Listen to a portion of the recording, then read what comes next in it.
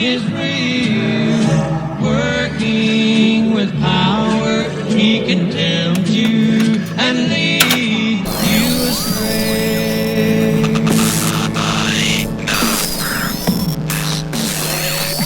Hello, I'm Alex, special media producer for the Ground Zero Show with Clyde Lewis.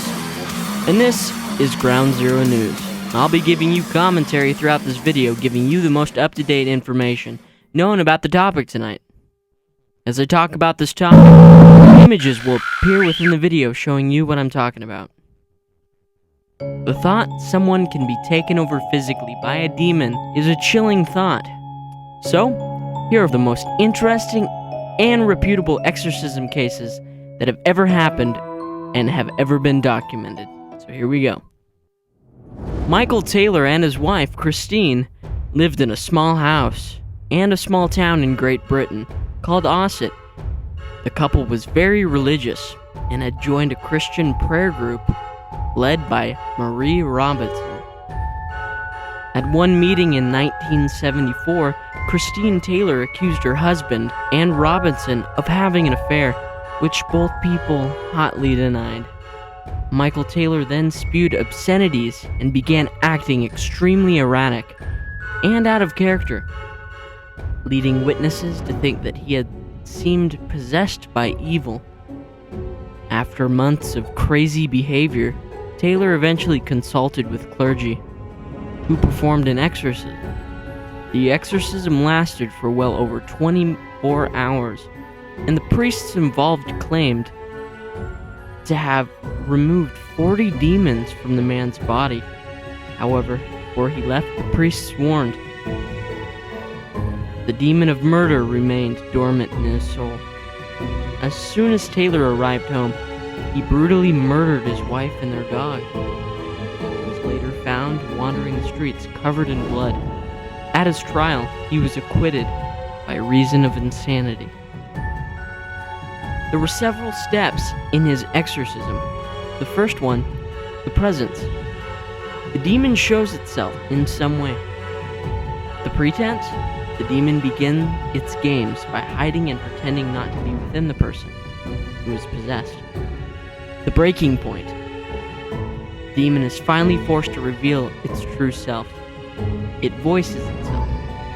The demon uses its own voice to speak through its victim. The clash, the battle between good and evil, with the might of God on one side against the devil and his minions.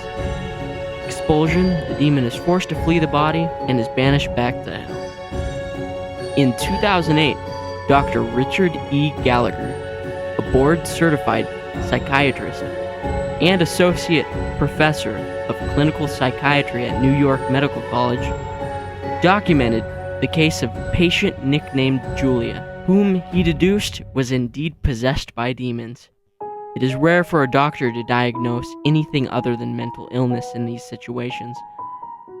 He observed flying objects, levitation, and Julia knew things about the doctor that were impossible to explain. Here is an excerpt from Gallagher's statement.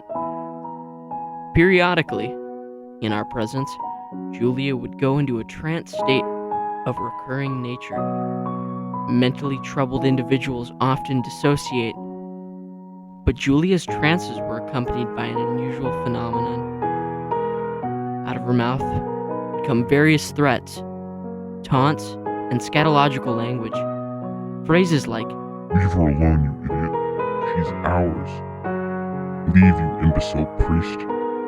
or Just leave." the tone of this voice differed markedly from Julia's own, and it varied, sometimes sounding guttural and vaguely masculine, at other points high-pitched. Most of her comments during these trances, or at the subsequent exorcisms, displayed a marked contempt for anything religious or sacred. Number 3. Annelise Michelle. 16-year-old Annelise had a history of epilepsy and mental illness, for which she had often been treated at a psychiatric hospital. However, in 1973, Michelle had become suicidal, spurned all religious artifacts, drank her own urine, and began to hear voices. Medicine did nothing to help the girl, who begged her family to bring in a priest because she believed that she was being possessed by demons. Though her request was rejected, 2 local priests secretly began treating her with exorcism rites. Meanwhile, parents stopped treating her epilepsy and mental disorders. She was dead within a year. Michelle had almost 70 exorcisms performed on her over the course of 10 months. She refused to eat and often talked of dying as a martyr.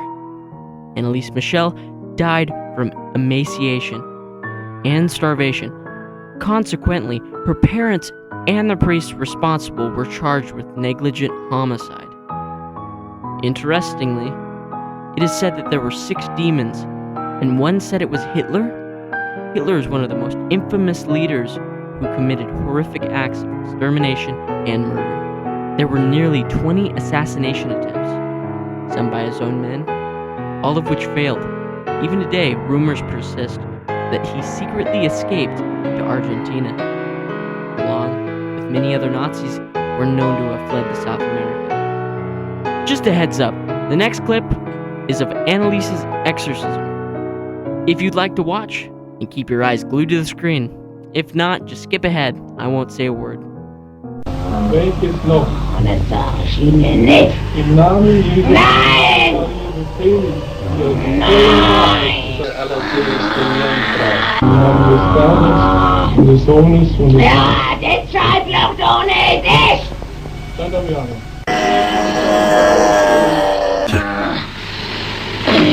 Ja, das ist Familie. Ihr könnt's auch nicht, mach das aus! Scheiß euch, was die doof schreien, nicht. Nein! Sie Drecksau, sie Verflucht! Das ist unhörbar und grausam ist! Grausam! Sie Drecksau, sie Verfluchte! Der das ganze Deutschland verführt, oder? Ja, der ist ja noch drin. Im Namen des dreifaltigen Gottes und aller Todesbringenden Maria, sagt die Wahrheit.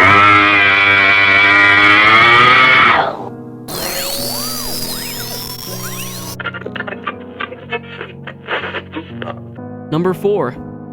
Clara Germanna Silly. In 1906, Clara Germanna Silly was a Christian student at St. Michael's Mission in Natal, South Africa. For some reason, Silly prayed and made a pact with Satan when she was 16 years old. And just days later, Silly was overtaken by strange impulses. She was repulsed by religious artifacts like crucifixes. She could speak and understand several languages of which she had no previous knowledge, and she became clairvoyant regarding the thoughts and histories of the people around her. Nuns who attended Silly reported that she produced horrible animalistic sounds. She also levitated up to 5 feet in the air. Eventually, 2 priests were brought in to perform an exorcism. Silly tried to strangle one of the priests with his stole. Over 170 people witnessed her levitating. As the priests read scripture over the course of 2 days, the rites of exorcism successfully drove the dark spirits from her body. Number 5. Roland O. Known as the real story behind the novel and Hollywood movie The Exorcist, the tale of the 14-year-old Roland O is one of the most notorious stories of demonic possession. In fact, Roland O is not his real name. It's a pseudonym assigned to him by the Catholic Church in order to preserve the boy's privacy. In the late 1940s, Doe's aunt encouraged him to use a Ouija board, and many speculate that after her death, the boy attempted to contact his aunt with a Ouija board, an act which opened the door for the demons who wished to possess him. The possession started with strange sounds, like dripping water that no one could place. Eventually, Religious artifacts began to quake and fly off the walls, and unexplained footsteps and scratching noises could be heard around the home. Scratches began to appear on the boy's body, including words that seemed to have been carved into his flesh by unseen claws. The boy spoke in tongues in a guttural voice and levitated in the air, with his body contorted in pain. His family brought in a Catholic priest who determined that the boy was possessed by evil spirits. The exorcism ritual was performed over 30 times, with the boy injuring the priest many times throughout.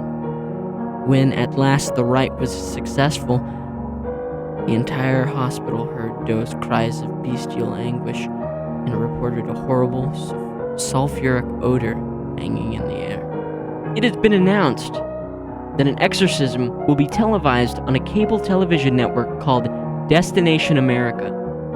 Archbishop James Long and the Tennessee Wraith Chasers are mounting a spiritual assault against Satan, as they will give viewers a chance to see an actual exorcism ritual in action. The advertising for the event is misleading, as it appears that a human exorcism will take place. It will actually be an exorcism performed on a house.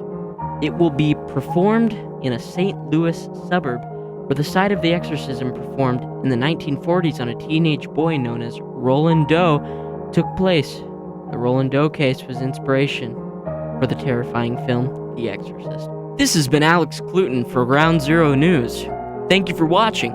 Please rate, comment, and subscribe. Check back every weeknight to listen to the Ground Zero News wrap-up every night after the show. And listen to the Ground Zero Show every weeknight from 7 to 10 on KXL 101.1. Check out our podcast, uploaded every weeknight after the show. On SoundCloud, the link is soundcloud.com/Ground Zero Media. Have a good night, guys. Thank you for watching.